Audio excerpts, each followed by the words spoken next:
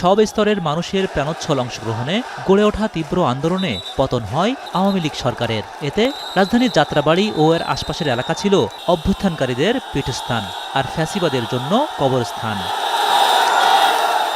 বৃহস্পতিবার বিকেলে এসব স্মৃতিরই প্রতিধ্বনি শোনা যায় যাত্রাবাড়ি প্রতিরোধ দিবসে শহীদ পরিবার ও আহতদের স্মৃতিচারণে।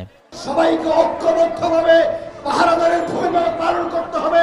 কোন ফ্যাসিবাদী শক্তি বাংলাদেশের জমিনে মাথা জড়া দিয়ে উঠতে না পারে। অভ্যুত্থানের যাত্রাবাড়িকে দ্বিতীয় বিশ্বযুদ্ধে তৎকালীন সোভিয়েত ইউনিয়নের অপরাজয় দুর্গ স্টালিনগ্রাদের সাথে তুলনা করেন উপদেষ্টা আদিলুর রহমান খান। বলেন, যাত্রাবাড়ির অবদান ইতিহাসের অবিচ্ছেদ্য অংশ।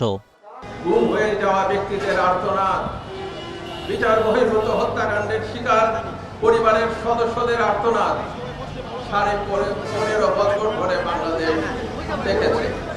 তার বিরুদ্ধে এই যাত্রাবাড়ির তরুণরা, ছাত্র জনতা, বিশেষ করে মাদ্রাসার ছাত্ররা যে প্রতিরোধ গড়ে তুলেছিলেন, সেই প্রতিরোধের কারণে আজকের বাংলাদেশ।